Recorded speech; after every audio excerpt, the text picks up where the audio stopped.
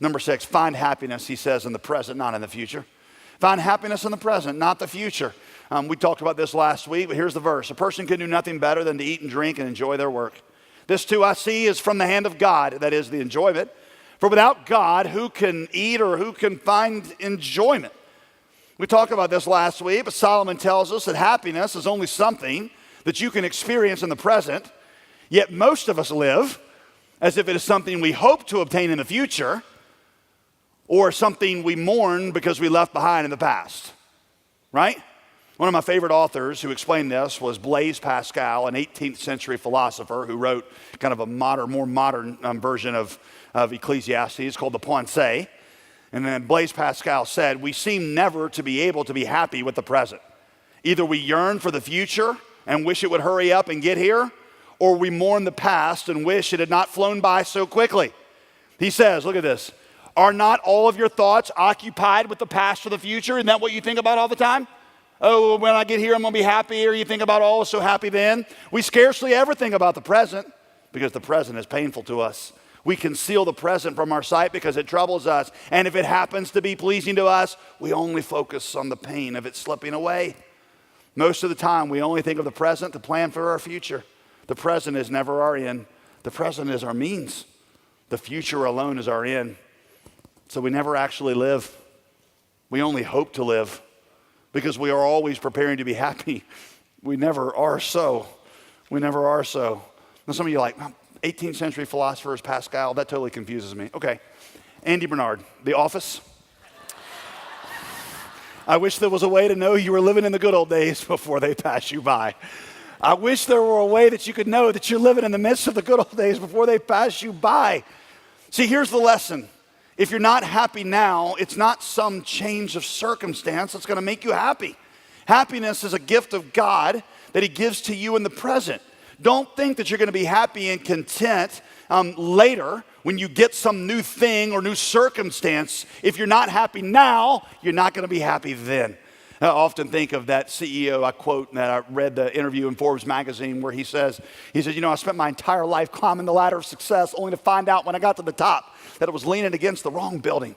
And there are some of you that are doing that. You're thinking, when I finally get over to that ladder of 6 figures, or I finally get married, or I finally get the kids out of the house, or whatever you want to put in that equation, then I'm going to be happy. But it's not true. If you're not happy now, you're not going to be happy then, because happiness is not a change of circumstances. Happiness is something that you get in relation to God that he gives you. The stuff in your life that really brings happiness, Solomon says, it's already in your life now. Friendship, good food from time to time, family, the beauties of nature. I had a very personal moment last year where this all really became real to me. About a year and a half ago, most of you know that I was approached by some leaders in the Southern Baptist Convention saying that they thought that I ought to allow my name to be put in to become president of the SBC for a couple of years. And so my wife and I were talking about, this, and it just so happened last year that when this was presented to us, we were reading the book of Ecclesiastes together. And my wife counseled me. She said, if you think that doing this will increase your quality of life, if you think that adding this to your resume or obtaining this, kind of honor is going to make you happier and feel better, you're wrong. If anything, it's going to make you less happy because it's going to make you busier, and it's just going to add more stress and complexity to your life. All the stuff that you need to be happy in life, all the stuff you need to thrive, you've already got. You got a marriage, you got family, you got friends. Our financial needs are met. In fact, she made this great statement on fame that I just love. Here's what she said. She said, fame is making yourself accessible to a bunch of people you don't really care about at the expense of those that you do. That's Veronica Greer, spiritual advisor to J.D. Greer, my own personal Oprah, okay?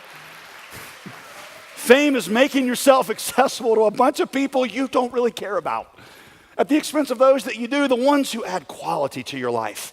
Or just friends who don't like you because you're up on a stage. They like you because you're you.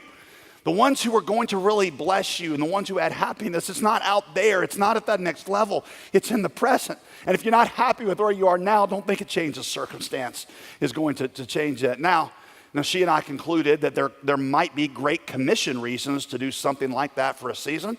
And it would involve sacrifice. And if so, we should embrace that sacrifice joyfully. But if you're pursuing it to increase your happiness in life, it's a fool's errand. You see, I say that. I realize that opportunities I have and opportunities that you have are not exactly the same, but I fear that many of you are doing that exact same thing with your career, or you're trying to climb some ladder to get to some level, and you think that when I get there, I'm finally going to feel good and I'm going to be happy.